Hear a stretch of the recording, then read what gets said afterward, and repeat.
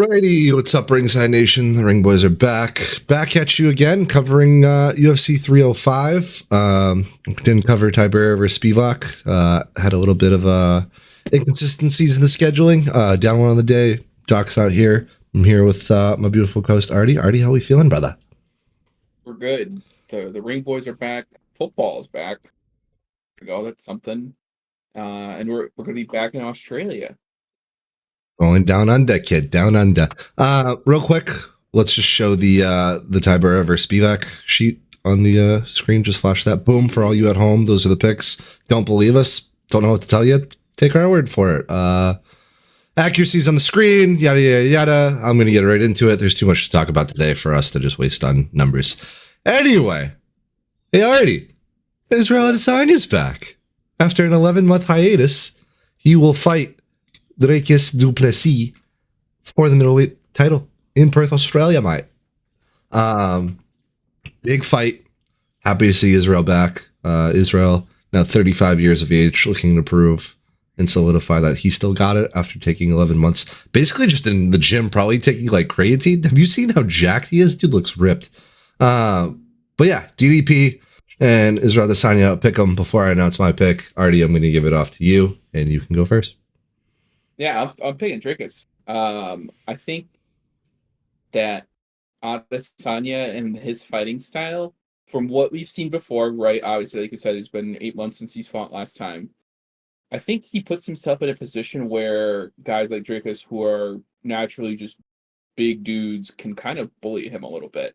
And that's what we saw against Strickland as well, where I think the styles clashed too much and Strickland was able to just walk him down and hammer away at him. I have a feeling the same thing is going to happen. However, it is Israel Adesanya. He is probably one of the best, if not the best, middleweight of all time. If you disagree with that, you're absolutely insane. The guy had 11 title fights and he's 35. Not a lot of people have done that before.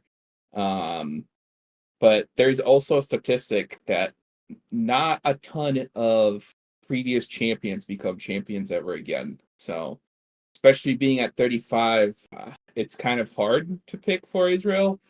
But I could definitely see him winning. It's a pick 'em. It's a coin flip. Like I could definitely see him winning. I'm just picking Dracus because the stats kind of do favor him a little bit more. Over 35 curse has been proven to be very hard to beat. The rebuttal and returning champ curse also is there. I agree with you fully. But man, did you see how emotional, how passionate he got at that press conference? Drake has struck a nerve. And if Adesanya doesn't want to turn into the next meme of the internet, he needs to win. And for that, I'm backing him. I think taking the time off with everything going on in his life, working on his YouTube channel, still sticking around the gym, still sticking around the sport, he's still there. You know, it's not like he just went ghost and just was just in a hibernation camp and just not on social media or whatnot. He's still been around. He still looks like he's in a good headspace. I think Dracus is definitely riding the wave. I think since January, Dracus definitely put in some work. Probably had a good camp. They're both looking like they're in excellent shape. They both have a ton to fight for. They're chipping at each other. They're talking smack at the press conference. Weight's looking good. And honestly, I feel really comfortable with Israel Adesanya. And I hate to say that because the last time I felt comfortable with him, Sean Strickland came in and just upset him really badly. But I think he's going to come in. He's going to be relaxed. I could see him winning by decision. I don't see Adesanya knocking out Dracus to win. I think he will just win on a technicality basis if he is going to win. And I think if Dracus wins and takes it home, he's also going to do the same. I don't see a knockout happening in this fight. I think it's going to be a really good measured fight, and it's going to be just good MMA overall. Okay. Yeah, I mean, I agree with you, but I still don't know that Israel will have enough this time. And not for nothing, too. Like, I think for Dricus, I think he's got a lot less to lose than Israel Adesanya does. Because if Israel Adesanya loses this fight after an 8-month layoff, like the whole emotional thing that you just talked about with the memes and whatnot, like Cringe. It'll be so yeah, cringe.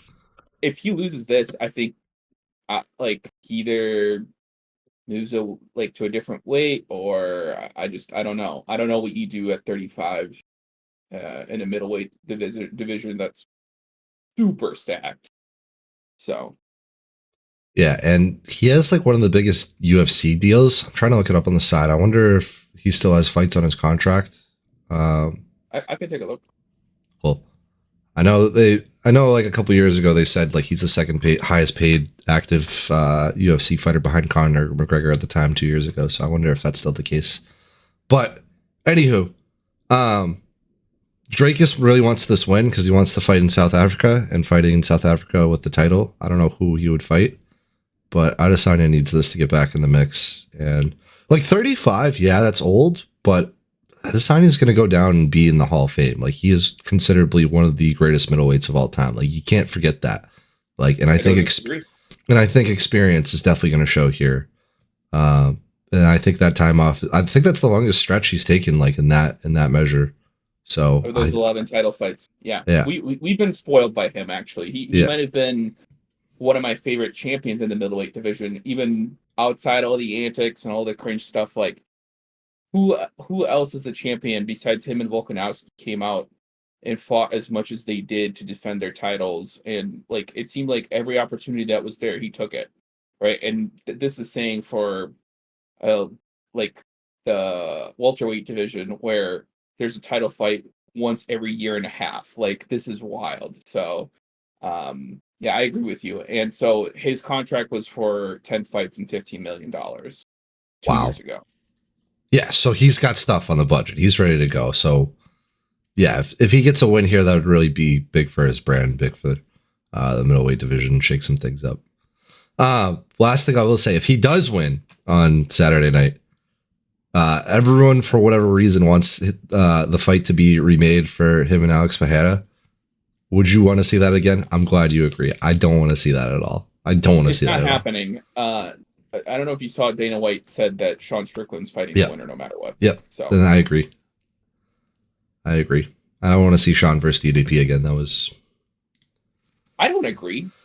I don't agree at all. I think I said it to you literally a day or two ago. I think Robert Whittaker should be next in line for this fight. 100%. I understand he has a fight scheduled in October. That fight could potentially change the outcome of how things will happen in the middleweight division. But the dude is like the bona fide number one. Like, he came out and did exactly what he's supposed to do against an unranked opponent. He has a couple of other wins. Like, I don't know. I feel like at this point, like, I'm tired of seeing rematches. I know it has to happen, especially when some of the fights come to a decision end, but I don't know. I don't either. I agree with you fully. I think Robert Whittaker should be next, even if he loses in October. But that's just me. That's just me. Anywho, excited for that one. Hopefully not a boring one. Honestly, in my opinion, that's the only fight on the card I'm like extremely excited for, and I'm glad it's the main event. What I'm not excited for is Kai Kara France versus Steve Erceg. Hey, KKF is fighting Artie. Nice of him to show up, huh? Doc's fantasy pick. His formula of the fantasy draft being fighters who come in and fight early and often, and yeah, he's back. But we'll have to wait and see. I'm taking Steve Erceg here, minus 175. I think Steve's going to be very hungry back in his hometown of Australia, coming off the title loss. I think that hurts, and he needs this for his confidence, and he's going to come and show why he's the man. I think so as well, but I'm picking KKF, and I think for a good reason. I think he's probably in the same exact boat of he has to come out and win no matter what. So I don't know. I think KKF all around is a little bit of a better fighter, especially given that he can wrestle. We've seen it. Him and Brayden Moreno go down. But the striking, like, especially if this is going to be just mostly a striking fight, I think Kai Kara France wins. Wait and see. We'll just have to wait and see. And Doc going against his fantasy fighter. I'm pretty sure he's done that like literally all his fantasy fighters. I love it. He's doing the Doc curse to just reverse and get some fantasy points. You'll love to see it. Another hometown hero, Mr. Hooker. Dan Hooker will be fighting Matthias Gamrot. My luck of the card, it's going to be Matthias Gamrot. Uh, Look, Dan Hooker is really good, in my opinion. Really good. But Gamrot's just so much better. Gamrot's got the wrestling, he's got the striking, he's got, incredible takedown defense and obviously offense, but I don't know. I just don't see Dan Hooker pulling off a miracle in front of the hometown crowd. I don't know how you feel. I'm in the same boat. Dan Hooker is really good. However, he's not a title contender. He will fight. He wins or loses. It's not going to change the lightweight division. He could prove me completely wrong this fight, and something crazy might happen. But I don't think Mateus Gamrot loses this. He outskills him just based of what we've seen so far. Um, Dan Hooker does have some reach and a little bit of height on him, but I don't think it will matter when Mateus takes him down and just keeps him on the ground for the whole fight. So it'll be probably the one where you want to go to the bathroom. Mateus, most likely by decision after 15 minutes of control. He's literally running him, tackling him, and just holding him on the ground. That's a ringer for the Ring Boys in the first of the card. Man, I agree. I'm going to be in the bathroom getting ready, getting set, collecting the rest of my food and snacks for the main event at that point. But what I will be watching is Bam Bam's back in his hometown. Tai Tuivasa fighting Jairzinho Rosenstruck. I'm shocked we all didn't go Bam Bam. I wish Doc was here to defend himself. Dude, I don't see how Bam Bam's not ripping a shoey on top of the cage with his hand raised at the end of this fight. I really don't. I think Australia, those fans are crazy. That atmosphere is going to be nuts. And I think that's going to make it an elevated, environment for Tai Tuivasa to come in and rejuvenate his career and get back up in the rankings. Yeah, I 100% agree. For a guy like him, I don't know that he loses in Australia. It's too good to be true. You know what I mean? So I don't know. Has it happened to him before? Has he lost in Australia? I don't think he has. Yeah, he has. Yeah, he has. Never mind. I take it back. He's lost. Yeah. I mean, but listen, he lost to somebody who I think has a pretty good chance of being in the next title fight. So it is what it is. We'll definitely see a Shui. he knocked down Cyril Gahn, no? He did. Here's a question I have for you. Let's hear it. If Bam Bam loses, is he retiring? No. That's 5 in a row. No. Okay. I don't think he retires. He's only 31. 2 years. He's only 31. He's 31, but he's got his own beer company and he's doing a whole bunch of stuff. And doesn't matter. The guy just loves to fight. I mean, look at Volkov. The dude was on he was on a losing streak. Didn't look like he was going to be, in the mix. And then he was like, you know what? Hold my vodka. I'm working back at the gym and I'm working my way back up the rankings. I don't see why Bam Bam can't do the same. Everyone has a turning point. And in Australia, Volkov hasn't lost two fights in a row since 2015. So yeah, so he rejuvenated his career. I know that the four is double, but I don't know. What do I know? I'm only human. Li Jinglang, nice to see you. Welcome back. 36-year-old fighting a 31-year-old. If we want my age stats on that episode that you love to hear, I can bring those up, but I won't. Is it Carlos Praetis, however you say? Minus 360. I'm taking him. That's a lock. I honestly don't have any further discussion points on this unless you do. Nope, I'm also taking him. I'm changing my mind. Okay.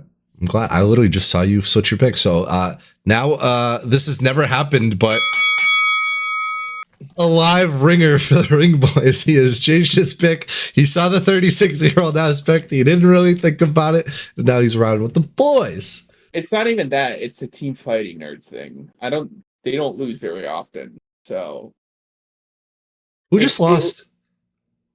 Wasn't there a team fighting nerds guy who just lost recently on a card? Probably, but it doesn't happen very often. Yeah, that's true. You don't even remember who it was. There you go. However, how cool would it be if the Leech won? Sad that his career kind of took the route that he took, had to fill in last second in a fight against D-Rod, a fight that honestly, I think he won. He lost on decision to him, split decision at that as well. Uh, then he had an injury, so he was out for another year. Like the dude looked like he was a ton of fun, and we just never got to really experience it. So Yeah, I agree. And honestly, you said this behind the scenes. I'll give you the credit for it. Looking at the prelims, early prelims, I mean, we can go through. Junior Tafa is going to fight Walter Walker. Do you want me to just run through each one, and we'll just talk about normally uh how we do on the other episodes? like just give a sentence for each one if you Yeah, have yeah, it. yeah, yeah. No, we're doing the Alex kid, is what I'm saying. Okay, go ahead. Junior Tafa back in Australia, mate. Welcome back, ringer for the ring, boys. I see him walking over Walter Walker. We did think Doc was going to take Walter Walker, but he wisened up. Uh, Josh Goldbell, welcome back. We're really excited for him. We're all riding with him. I think that should be an easy one. What, an easy pick to take him over Ricardo Ramos? I don't think that's an easy pick. That will be probably one of the better fights on this whole card, in my I opinion. I agree, but I can't see Goldbell losing. Like I I really mean, can't. yeah, no, that's fine. However, this fight will still be really good. Oh, 100%. 100%. Ricardo Ramos, if they go to the ground and it's just a boring fight on the mat, then yeah, we'll have to wait and see. Casey O'Neal's back already. We thought she was going to win last time we picked her. Yikes. Doc doesn't agree. He's taking Luana Santos. And then Doc's lock of the card, minus 950. I'm upset with you boys on this card. That's all I'm saying. Doc lock of the card, Jack Jenkins over Herbert Burns, minus 950, Jack Jenkins. Artie's lock of the card, Tom the Trade Nolan, minus 1300. Minus 1300. Song Kenyang fighting Ricky Glenn, Stuart Nickel fighting Jesus Aguiar. You and I both agree Song Kenyan and Stuart Nickel are going to fight and win. And Doc taking both underdogs on those for your locks the cards of, I don't even know what that bet is. That's probably atrocious. That's like minus 200 a bet. So listen, I know the rules changed. I'm not hating on it because I used to do it. I used to take the heavy favorites, but you should be ashamed of yourself. I'm kidding. You should have no shame. But yeah, what are you looking forward to on those prelims? I know I got two fights that I want to discuss, but I'll hand you the floor first. Yeah, what I just said, Josh Clival versus Ricardo Ramos, that will be a really good fight. Like outside of that, I don't know, and I think I said this to you. Outside of like main event and the co-main, I don't know that much on this card is exciting. Like even the main event, more or less, like yeah, it'll probably be good. It's probably gonna end in a decision because that's usually how fights go with Israel Adesanya. Um, I'll definitely watch this one, but as far as a pay-per-view goes, not that exciting. I think they definitely could have done a little bit better, especially since we don't go to Australia that often. But I know I said this to you earlier as well. But is this like a Brazil versus Australia? Just I bring was them. gonna, I was gonna say that earlier, but I didn't want to. I don't want to steal your one line. It really is. Like this just feels like like an extension of the Olympics. This is just what Yeah, we ended up with, fighting for like the bronze medal in this sport. yeah. But here's what it is, I guess. Yeah, no, I'm actually really hyped for Junior Tafa and Walter Walker after the brothers swapped out. I know it's a heavyweight match, dude. Walter Walker's 6'6". I didn't even know that until we started doing our research. Like Tafa's gonna have a tough task, but I think he can definitely get it done and should get it done. And the fact that Kulabau and Tafa are back to back, thank God. I'm surprised. Prioritez and that fight made the main card. Are you? Like I No. would have switched out. I would have switched out Kulabau and Ricardo Ramos and had that been the first fight. Yeah, I wonder if Leach's gonna retire after this. If maybe that's why it's in the main Yeah. card. I could see Maybe that happening. he pulls a Tony Ferguson, takes one glove off, and says he's going to keep this one, and then throws in the crap. Okay, sorry, I didn't want to bring that up. I know. Well, look, that's 305 pre-show. Anything else before we sign off here, pal? Yeah, I think I maybe have said this before, but like, just leave it to Brazilian UFC fighters to have the most non-Brazilian names known to man. Herbert Burns and Walter Walker. Where in Walter's kind Germany of are they Brazilian. from? Walter's kind of Brazilian. Where in Germany are they from? That's gonna do it from the ring, boys. We'll see you on the post show coming up after. And comment, like, subscribe. Sorry the comments were disabled in the last few videos. Was in a rush uploading those. Life's been crazy lately. By the common man, for the common man. And yeah, bye-bye.